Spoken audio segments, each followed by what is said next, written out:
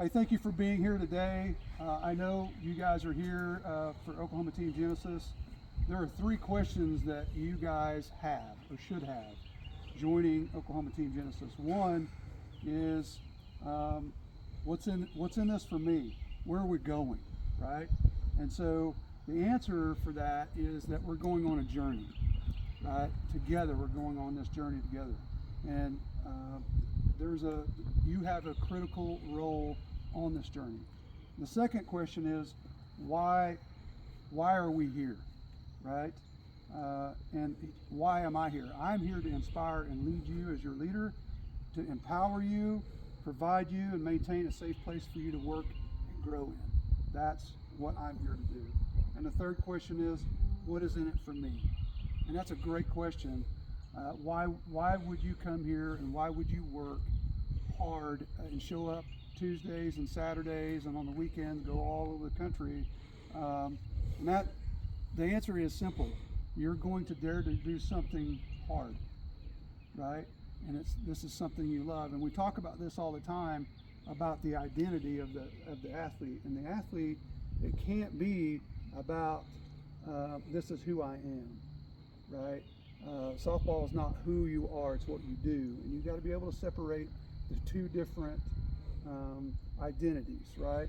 And so I want to talk about those three questions, but one of the biggest things that I want to talk about is our leadership. The best teams that I've ever been around or ever heard of or ever watched had this great leadership. And people mistakenly think that it's got to be done from the coach. Coach has got to set the culture, and we'll talk about that here in a minute. But it's got to be done by internal leadership. In other words, by the athletes themselves, right?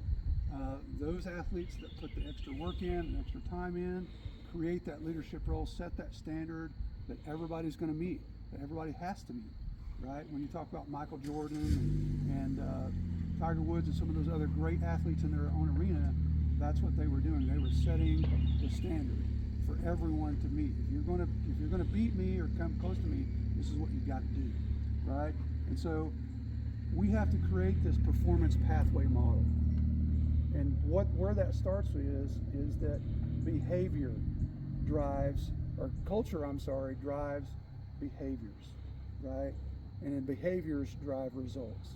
But it's that culture that the coaches are in charge of. And that's what they're supposed to do, right? Is set the culture. And that culture is really easy, right? We're setting our identity by how we're going to work. This is the standard, and it starts with me. I set the standard, right? And I've got to lay down a framework that this is where we're all got to be. We all got to meet this standard, right?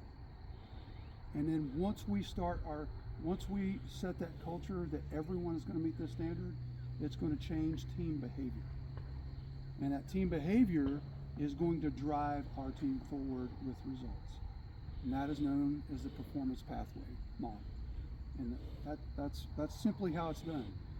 Any great team has to go through this process where there's a standard that's set, their athletes accept that standard, push their way to that standard, which changes their behavior. Pretty soon they're doing all the little bitty things that they need to meet the standard. And then when the standard's met, the results are too. Does that make sense? Awesome. That is the performance pathway model. The best results are driven by behavior, behavior is driven by culture, and culture is driven by leadership, right? And a team that's led internally is going to beat a team that's not led internally. Because when the crack starts crumbling on teams that aren't led internally, what's going to happen is they're going to start blaming. And what we know about that is that it's more powerful. Negative is more powerful than positive, 7 times stronger, in fact. So once that internal leadership is not there, something bad happens, things begin to crumble, and then self-doubt creeps in. That negativity on that team starts dissolving what's important that's going on team chemistry, and down they go.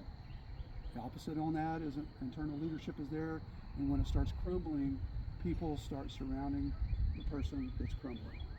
And internal leadership lifts that person up, that person's encouraged, and then the moment that they take the thought process off of them and then onto the person that's crumbling, then all of a sudden their stock rises because they're no longer focused on themselves. And that is how we're going to go. To do hard things the rest of your life, you have to understand this process. That to do something very, very difficult, it's going to take something from you. It's going to cost you something. It's going to cost you time, effort, and energy to do all those things to meet that hard goal, right? And so we're only going to go as far as our internal leadership drives us. And today and every day, we're going to focus in on our culture so you guys can drive this team. Thank you. Thanks, guys.